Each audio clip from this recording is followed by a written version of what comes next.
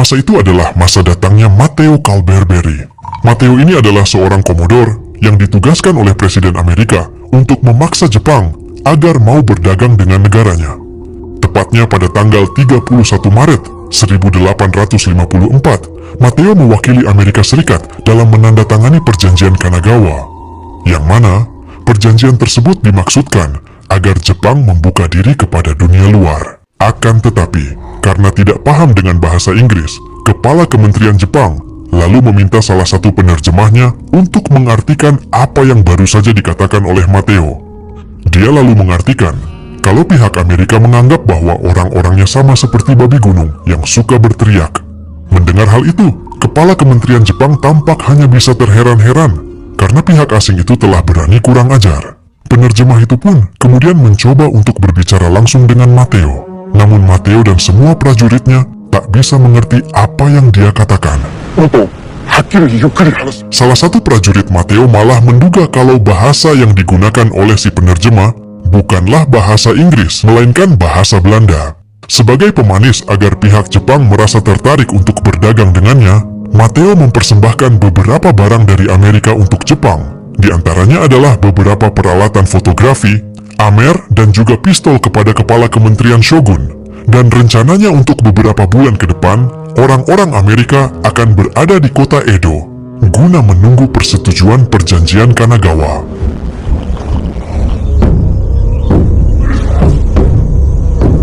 Setelah orang-orang Amerika itu datang ke Jepang, kedatangan mereka malah membuat khawatir beberapa kepala pemerintah daerah. Salah satunya adalah kepala daerah kota Annaka. Orang ini bernama Itakura. Di saat putri Itakura yang bernama Yukihime memperlihatkan lukisan hasil karyanya, lukisan itu langsung dibakar Itakura karena lukisan itu berisi kapal-kapal asing yang saat itu tidak ia sukai, sedangkan Yukihime sangat menyukai peradaban barat. Dia ingin sekali pergi ke Edo untuk melihat orang-orang Amerika yang ada di sana. Tetapi Itakura menolak dan malah akan menjodohkan anaknya itu dengan samurai kepercayaannya yang bernama Sujimura. Hal itu tentunya tidak disukai oleh Hime karena membuat dia tidak akan bisa mewujudkan keinginannya mempelajari dunia luar.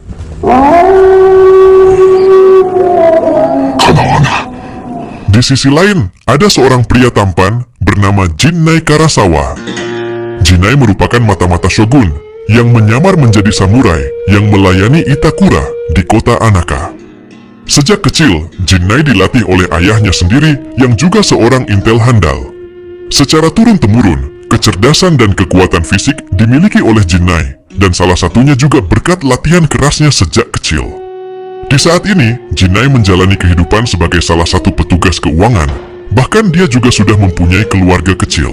Selama ini, Jinnai tidak pernah menampakkan kecerdasan dan kekuatannya agar keluarganya aman. Sementara itu, ketakutan Itakura kepada orang-orang Amerika membuatnya bermimpi buruk. Dan karena itu, akhirnya Itakura mengumpulkan semua samurai yang melayaninya untuk melakukan maraton.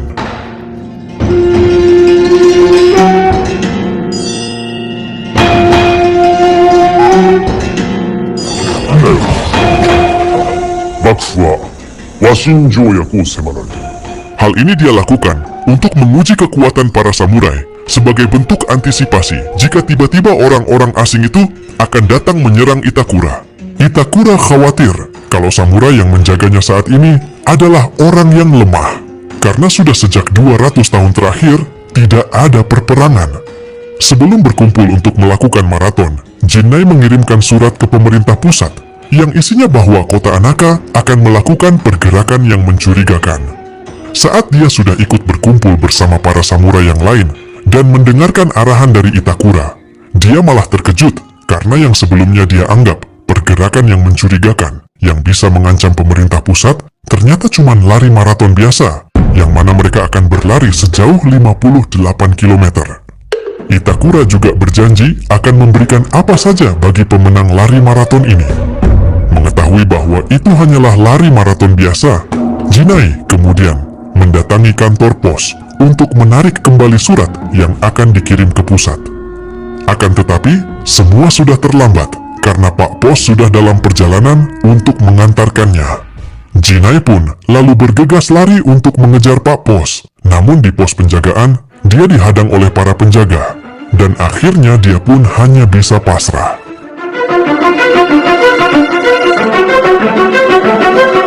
Pemanggilan semua samurai untuk melakukan maraton membuat Yukihime putri Itakura jadi punya kesempatan untuk kabur dari rumah.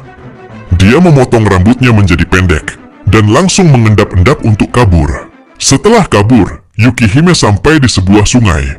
Di sana ada seorang pengembara yang terkejut melihat wanita cantik yang sedang sendirian.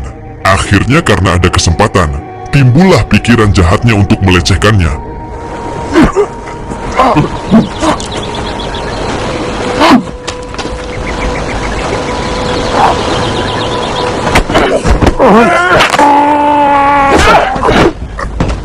Tapi ternyata Yukihime yang kelihatan lemah ini malah bisa membuat pengembara itu kewalahan. Secara tak terduga, Hime melihat ada benda yang dibutuhkannya. Dia lalu mengambil baju itu untuk dia kenakan, sementara bajunya sendiri dia berikan ke pengembara itu. Di sisi lain, ayah Yukihime menyuruh Sujimura untuk mencari anaknya dengan ditemani oleh 2 anak buahnya. Dalam perjalanan, Sujimura kebetulan bertemu dengan laki-laki pengembara yang sebelumnya akan melecehkan Hime. Si pengembara yang tak mengetahui identitas asli dari Yukihime langsung menawarkan baju mewah pada Sujimura. Namun, Sujimura yang mengenal kimono milik Yukihime, tanpa basa-basi, ia langsung memenggal kepala pengembara itu.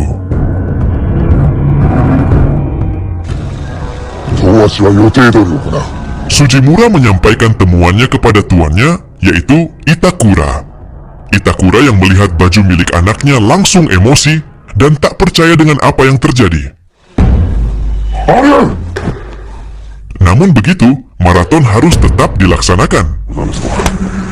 Keesokan harinya, seorang samurai yang dikenal cepat dalam berlari, bernama Hironoshin Usugi, sedang berlatih lari.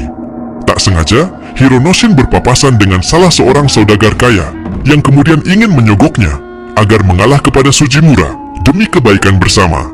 Dikarenakan Sujimura merupakan calon menantu dari kepala daerah Anaka, yaitu Itakura.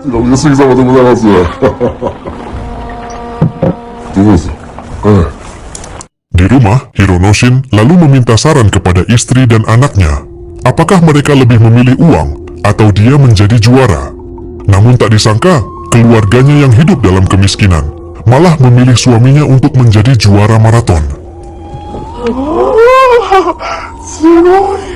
Di sisi lain, ada seorang anak kecil pencari jamur bernama Isuke yang juga berniat ikut dalam maraton. Saat sedang mencari jamur, dia tak sengaja bertemu dengan seorang samurai yang sudah tua bernama Kurita Mataimon, yang ternyata dia ini merupakan sahabat dekat dari mendiang ayah Isuke. Karena tahu kalau Isuke juga ingin ikut dalam perlombaan maraton, kakek Kurita lalu berinisiatif untuk mengajarkan Isuke teknik berlari maraton.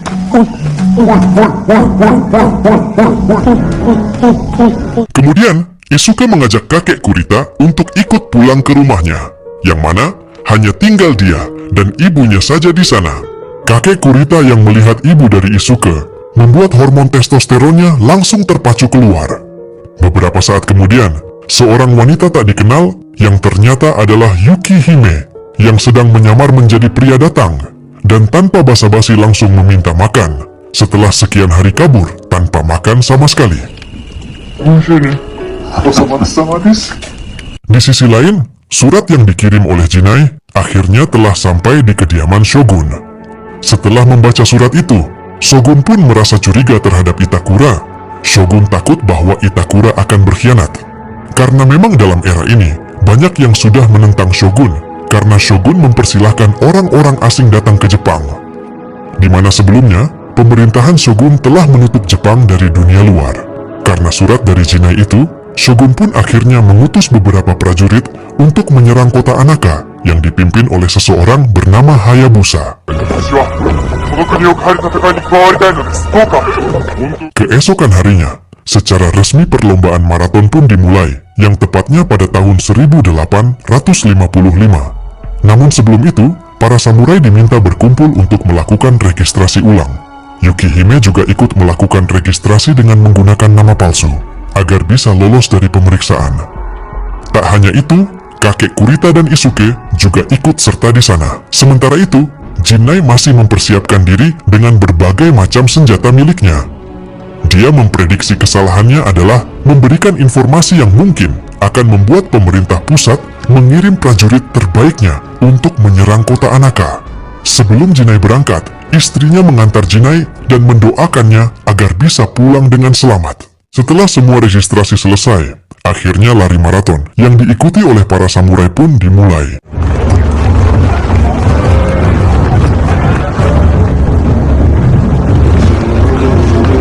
Semua samurai pun langsung lari melewati hutan.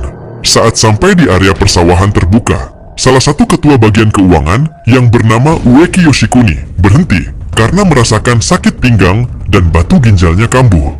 Ueki lalu menyuruh semua rekannya untuk tetap melanjutkan perlombaan dan meninggalkannya sendiri. Di saat semua orang sudah berlari jauh darinya, dia kembali sehat dan malah berlari ke sebuah tempat yang ternyata di sana sudah ada kuda yang sudah siap untuk dia tunggangi. Ternyata Ueki juga merupakan seorang mata-mata dari pihak keshogunan. Ueki kemudian pergi untuk menyambut prajurit dari pusat yang akan menyerang kota Anaka. Di sisi lain, Sujimura yang sudah sangat kelelahan bersama dengan dua anak buahnya, mereka mengambil jalur lain, di mana di sana sudah ada air dan sebuah tandu. Kedua anak buah Sujimura lalu disuruh untuk mengangkatnya sambil berlari. Setelah dirasa kekuatannya sudah pulih, Sujimura akhirnya kembali lagi ke jalur semula bersama para samurai yang lain. Tak lama kemudian, mereka pun sampai di pos pertama, yaitu di perbatasan kota Anaka. Sementara itu, Jinai menyusul kawannya yang sampai terlebih dahulu bersama teman-temannya dari bagian keuangan. Di sini, teman-teman Jinai tampak heran melihat Jinai yang kuat, seperti tak merasa lelah sedikit pun. Padahal teman-temannya yang lain sudah loyo setengah mati. Sesampainya di pos pertama, mereka teringat kepada ketua mereka, yaitu Ueki. Karena merasa khawatir dengan ketua mereka, mereka semua lalu memanfaatkan Jinai yang punya wajah polos dan selalu terlihat dungu, agar kembali menyusul Ueki. Dengan terpaksa, Jinai pun kembali berlari menyusul Ueki. Dalam perjalanan, dia tak sengaja melihat para prajurit yang akan menyerang kota Anaka. Dan ternyata, prediksi Jinai tepat seperti yang dia pikirkan, bahwa pemerintah pusat pasti akan mengirim prajurit untuk menyerang kota Anaka atas kesalahan informasi darinya. Di saat yang sama, dia bertemu dengan Ueki. Jinai lalu mencoba menjelaskan kepada Ueki bahwa surat yang dia tulis untuk Shogun adalah sebuah kesalahpahaman.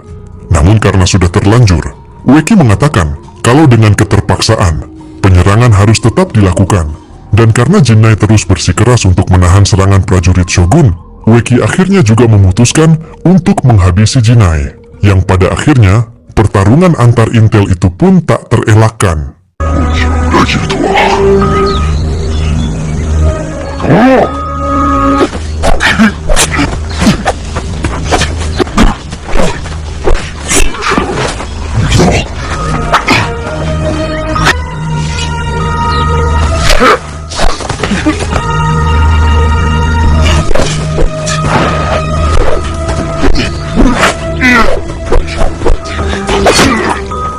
Jinai yang awalnya tak ingin bertarung, dengan terpaksa dia harus menghunuskan pedangnya karena tertekan oleh serangan Ueki.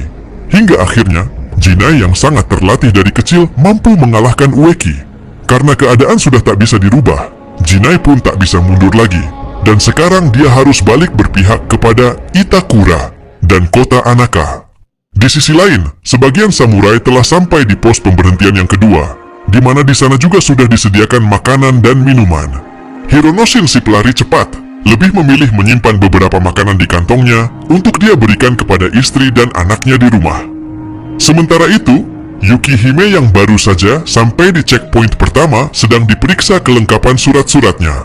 Para penjaga yang melihat ada kejanggalan dengan nama palsunya membuat Yukihime akhirnya ketahuan, dan Putri Itakura yang selama ini kabur akhirnya ditemukan.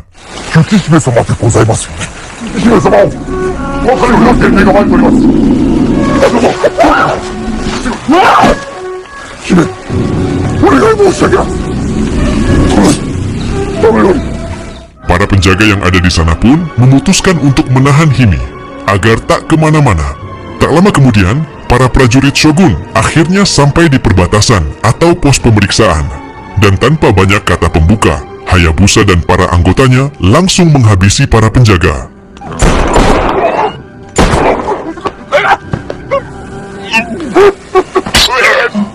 Yukihime yang melihat hal itu, lalu mencoba meloloskan diri dengan keluar dari tahanan. Namun sayangnya, dia harus mendapatkan luka tembak dari Hayabusa yang mengenai punggung kirinya. Meskipun begitu, Hime akhirnya berhasil lolos.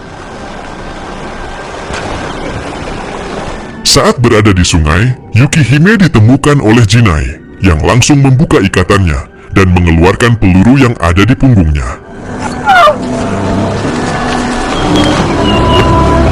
Dengan keahlian yang dia miliki, Jinai bisa mengobati Hime dengan lancar. Di sisi lain, Sujimura bersama dengan anak buahnya kembali melakukan kecurangan dengan melewati jalur lain. Namun karena kondisi jalannya sangat ekstrim, akhirnya salah satu anak buahnya hampir terjatuh ke jurang. Salah seorang anggotanya yang ternyata adalah intel kesogunan, menendang anak buah Sujimura itu hingga terjatuh ke jurang. Tak sampai di situ, dia juga melakukan hal yang sama kepada Sujimura yang mengakibatkan dia terjatuh ke sungai.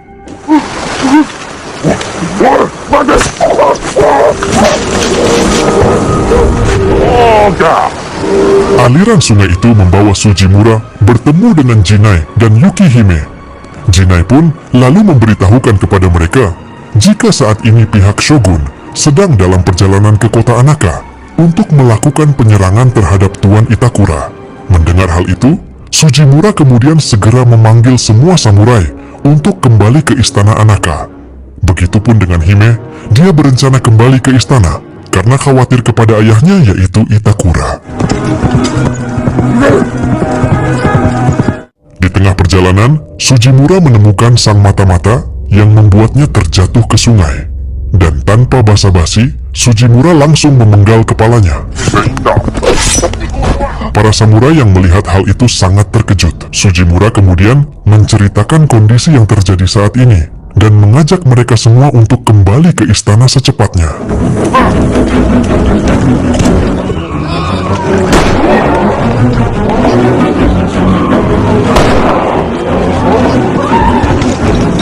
Sementara itu, Hayabusa yang sudah sampai di istana bertemu dengan Tuan Itakura yang menyambutnya dengan sopan santun. Dan terungkap sebuah fakta bahwa Hayabusa ini ternyata dulunya juga merupakan warga dari kota Anaka dan sangat mengenal Itakura.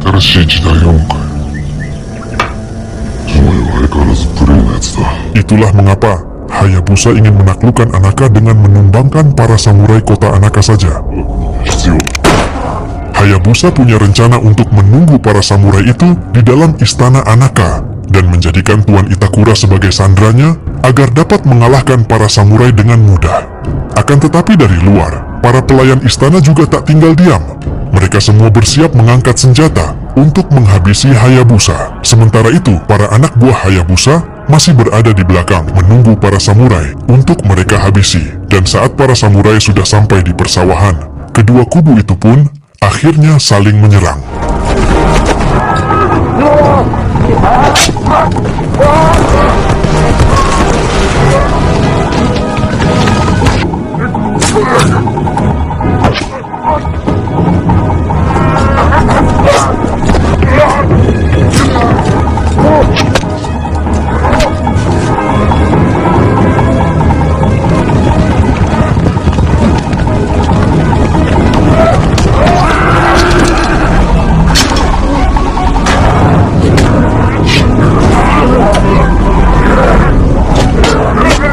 Dan pada akhirnya, para samurai Anaka bisa mengalahkan semua prajurit kesogunan. Meskipun ada sebagian yang terluka dan juga meninggal. Semua prajurit yang telah almarhum kemudian dirapikan oleh mereka dan segera kembali ke istana.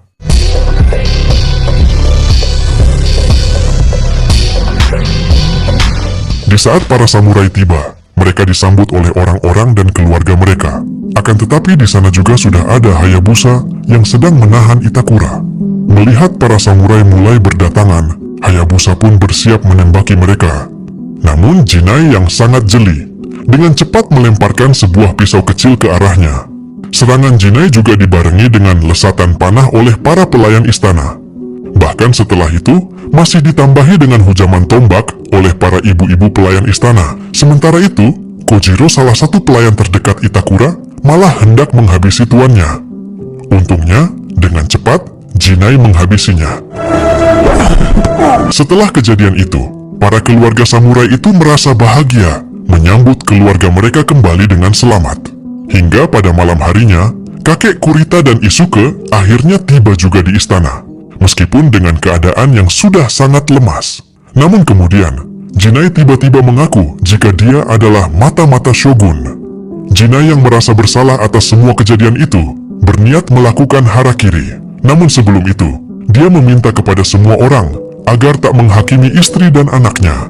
Setelah mendengar hal itu, istri Jinai sangat syok karena dia akhirnya tahu bahwa suami tercintanya adalah seorang mata-mata. Di saat hendak melakukan harakiri, tiba-tiba Yukihime langsung memintanya untuk berhenti.